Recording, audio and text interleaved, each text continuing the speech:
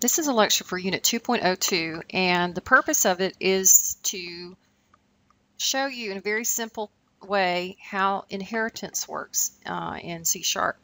And we're going to do that using the animal class here. You can see it's a very simple class. It has a constructor and two virtual methods, sleep and eat. All these are simple methods which simply output a line to the console.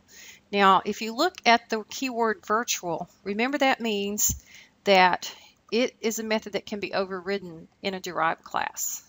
All right, so the derived class is going to express those methods differently than the base class. So an animal, a particular animal, may have a certain way they sleep and eat as opposed to just a generic animal. Okay, so we're going to use the animal class. We're going to create what we call a bird class. So let's go ahead and do that.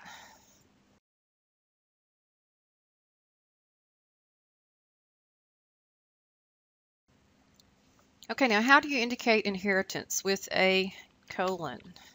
And then you put the base class on the other side of it.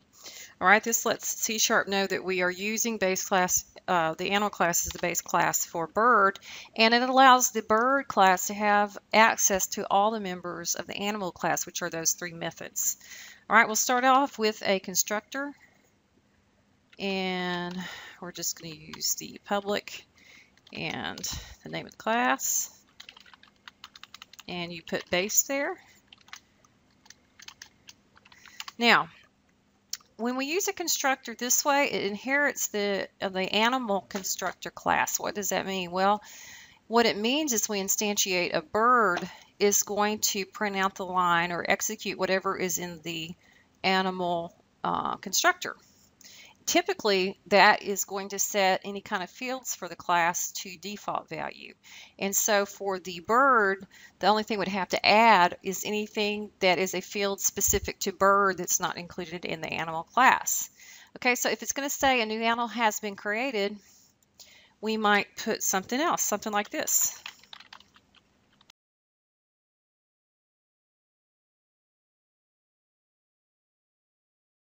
Okay, so whenever it writes to the console, it should say an animal has been created and it is a bird. Now that we've got our constructor, would be a good time to test it out and see how it works. So let's go to our program and instantiate a bird. And we're going to start our console. Okay, let's see what happens. All right, just what I said. Okay, since our constructor in the bird class inherits from base, the animal base class, it's going to execute both of them. It's going to first execute base, and then it's going to execute bird. All right, let's go ahead and complete this class by overriding sleep and eat. And we do that using the override keyword. And notice when we do use the virtual keyword in a base class that IntelliSense will bring that up for us, and we're going to override it with its own.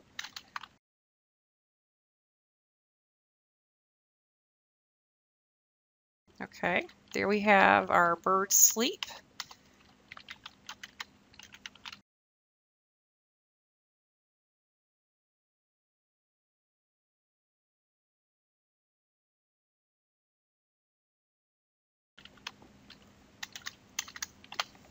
All right, and here we have our override for eat. All right, so we can go back to our program and we can go ahead and call those as well.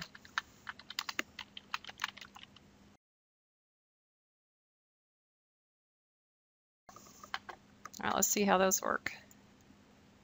There we go. A new animal has been created, and it's a bird. A bird eats worms, small insects, and seed. A bird sleeps in a nest or on a branch. So instead of executing the animal sleep and the animal eats, we do the one for the bird object. Now, this is a good time for you to practice some of this syntax So why don't you take a minute, pause the video, and create your own animal class for a different type of animal. I'm going to pause it, and then when you come back, we'll see what you have. You can see for my animal, I picked a horse. I hope you picked out a nice animal. All right, and now go ahead and add them to your program.